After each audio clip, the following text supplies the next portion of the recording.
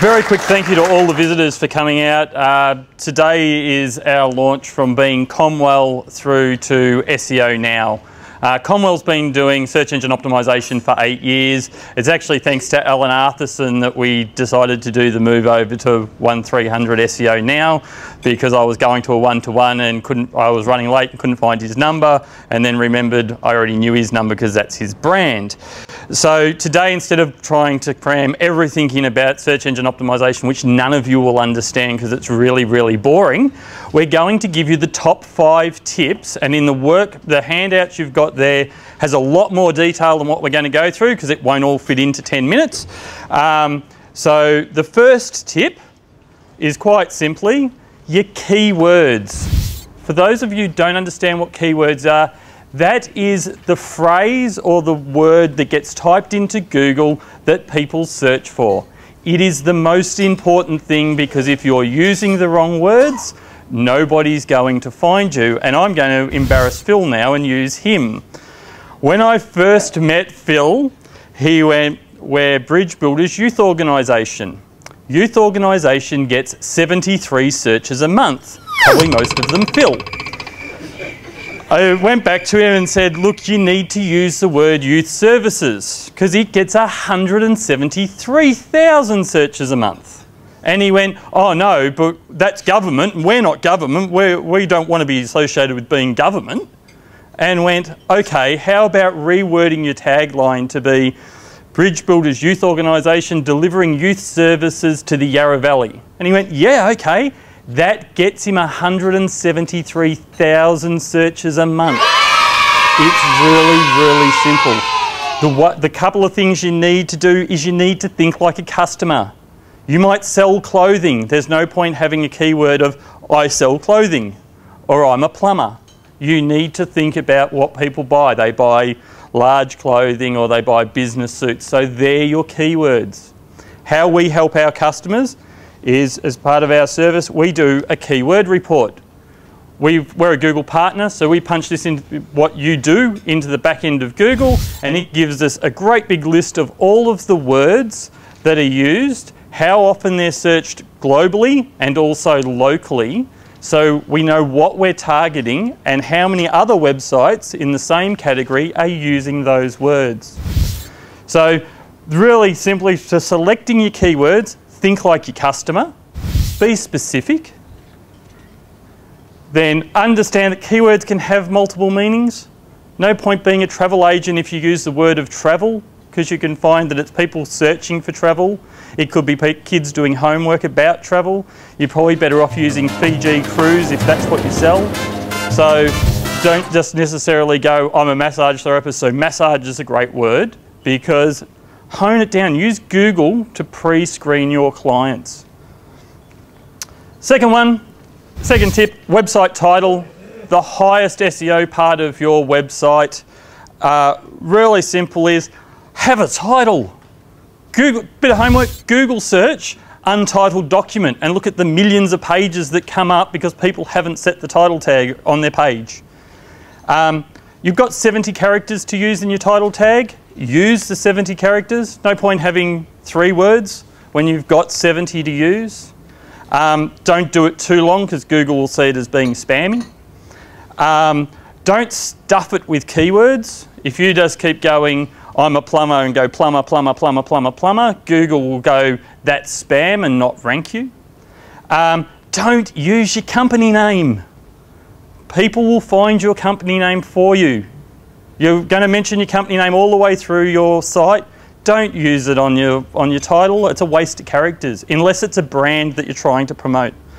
And each page needs to have a unique title. Don't duplicate your title. Tip 3, your website content, forget about SEO. Search engines do not buy stuff. Really, really simple. Do all your content, that's the stuff people can see about your customer. So header tags are exactly the same as a Word document. When you're doing a presentation, you have the big heading and the subheadings. That's what the H1, H2, H3s are. Relevant topics, so relevant content for your topic. Correct spelling and grammar. because Google uses a program, or what's called Google Panda, to check for spam. Incorrect spelling, incorrect grammar trips it. So correct spelling and grammar. Unique content, don't cut and paste everyone else's website, actually do your own content. Update your content. You're not going to buy the Herald Sun every day if it's got exactly the same content. So update your content to keep search engines and people interested. Use copywriters. Plumbers who go, what do you do? And they go, I plumb. Or they go, here you go, have 5,000 words. You need between 300 to 600 words of text. So copywriters, marketing professionals can really spin that into 300 to 600 words to get you really punchy, the call to action and all that sort of stuff. Inbound links. Now, inbound links is getting other sites to link to you. This is what most of search engine optimization is about, and this is where 95% of our work goes. Inbound links is about finding valuable links, so from high ranking pages and credible pages, so not spammy ones. They need to be relevant to your business. No point, even BNI, there's no point having everybody else's website linking to you, because Joe the concreter linking to a florist isn't going to give you any value.